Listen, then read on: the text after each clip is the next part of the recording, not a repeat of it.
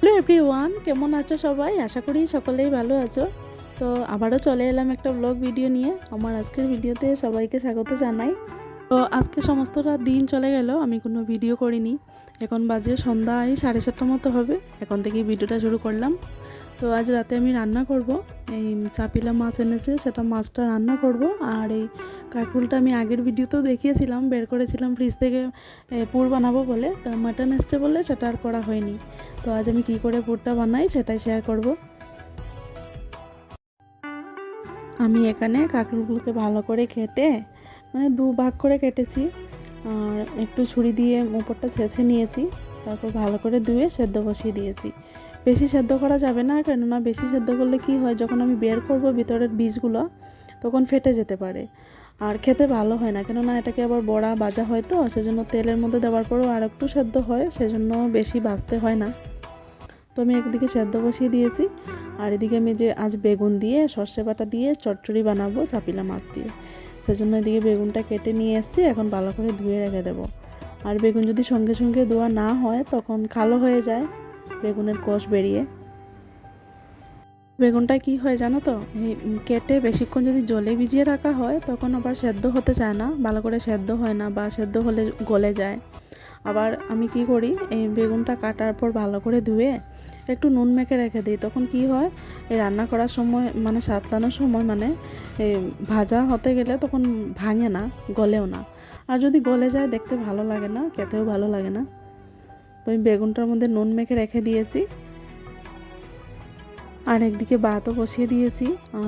ভাত বসিয়ে দিয়েছি, এদিকে কাঁকরোলের পুর করব আর এই যে মাছটা করব। তো দুপুরবেলা ডাল বানিয়েছিল, সেই ডালটা আছে, এখন আর ডাল বানাতে হবে না। আর জানো তো আমাদের না 3বার ডাল লাগে, যেহেতু আমরা 3বার ভাতেই খাওয়া হয় সবার। আমি খাই না, আমি রাতের বেলা কিছুই খাই না। আর ভাত ডালটা আমাদের লাগেই, 3বারে আমাদের ডালটা লাগে। কেউ সবাই খুব একটা পছন্দও করে না, কিন্তু ডালটা আমাদের চাই, এটা আমাদের থাকতেই হবে। এদিকে হয়ে গেছে, ডেকে রেখেছিলাম গামলা দিয়ে, তো সেই গামলার মধ্যেই তুলে নেব। সেদ্ধ হয়ে গেছে। আর আমি এটাকে 80% সেদ্ধ করেছি। বেশি সেদ্ধ করলেও ভালো লাগবে না, আবার কম সেদ্ধ করলেও ভিতর থেকে আমি চামচ দিয়ে কুচিয়ে কুচিয়ে তুলতে অসুবিধা হবে। সেই জন্য আমি 80% সেদ্ধ করেছি। পুরোপুরি সেদ্ধ করে নিলে আমার যখন ডিপ ফ্রাই হবে তখন কীরকমটা লাগে সেটা ভালো লাগে না। আর এই ছোটো ওভেনের মধ্যে আমি ভাতটা বসিয়েছিলাম, এখন চেঞ্জ করে নিয়ে ভাতটা হয়ে গেছে, আমার ভাত বানানো কমপ্লিট। এবার এদিকে মাছটা বসিয়ে দেবো। আর এটাকে আমরা বলি চাপিলা মাছ। তো সকালবেলা নিয়ে এসেছিলো, আমি কেটে ধুয়ে ফ্রিজে রেখে দিয়েছিলাম, এখন আরও 2-3বার মতো ধুয়ে নেব। আর মাছ না আমি দেখেছি কেটে ধুয়ে রাখার পর তুমি যতবারই ভালো করে ধুয়ে রাখো না কেন, এই একটা লাল জল বেরোয়। তো আমি আরও 2-3বার করে ধুয়ে নিয়েছিলাম। ধুয়ে নিয়ে নুন হলুদ দিয়ে আমি এখন মাছটা ভাজা করে নেব। আর এই মাছটা না যদি বড় সাইজের হয় তো ভাপা করলে ভীষণ ভালো লাগে খেতে। আমার বর, আমাদের ওরাই সবাই এই মাছটা খেতেও পছন্দ করে খুব বেশি, কেননা এটা মাছের মধ্যেও এই ইলিশ মাছ একটা গন্ধ করে। আর ভাপা বানালে তো খুব বেশি ভাল লাগে। তো আমি হালকা করে ভেজেছি, কেননা এইগুলা মাছ আবার বেশি ভাজা করলে, ডিপ ফ্রাই করে নিলে খেতে টেস্ট হয় না, টেস্টটা নষ্ট হয়ে যায়। তো আমি এখানে কালো জিরে ফোড়ন দিয়ে পেঁয়াজটাকে একটু ভাজা ভাজা করে নিয়ে পেঁয়াজের মধ্যে একটু লঙ্কা গুঁড়ো দিয়েছি, হলুদ গুঁড়ো, আর জিরে দিইনি, কেননা সর্ষে বাটা দিয়ে বানাবো, তো সেই জন্য জিরে। তো আমি সর্ষে বাটাটা দিয়ে একটু মিক্সির জারটা ধুয়ে একটু জল দিয়েছি, কেননা সর্ষে বাটাটা না দেওয়ার পর যদি জল না দেওয়া হয় তো পুড়ে যেতে পারে, আর তেতো হয়ে যায়। সর্ষে বাটা বেশি বেছে নিলে তেতো হয়ে যায় তরকারি, সেই জন্য আমি একটু কষিয়ে জল দিয়ে দেবো। আর এদিকে আমি এই পুরটা করব বলে পুরটা করে নেব। বড়াটা তো পরে ভাজবো, আগে পুরটা করে নেব। আর এদিকে বেগুন ভেজে রেখেছি। আর দেখো এদিকে আমি এই যে ফুলের মতো বেরিয়েছে, আমি একটা চামচের সাহায্যে এগুলোকে বের করে নিয়েছি। এই যে এগুলোকে এখন পেস্ট করে নেব, সব বীজগুলোকে পেস্ট করে নেব। আমি এদিকে সব গুছিয়ে নিয়েছি, এদিকে পেঁয়াজ কুচি করে রেখে দিয়েছি। আর এদিকে দেখো আমার বেগুন দিয়ে মাছের চচ্চড়ি প্রায় হয়েই গেছে।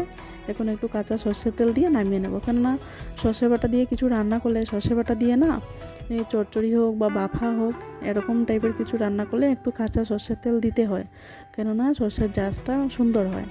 তো সর্ষে বাটা দিয়ে বানিয়েছি বলে আমিও সর্ষের তেল একটু দিয়ে ডেকে রেখে দিয়েছি, একটু পরে ঢেলে নেব।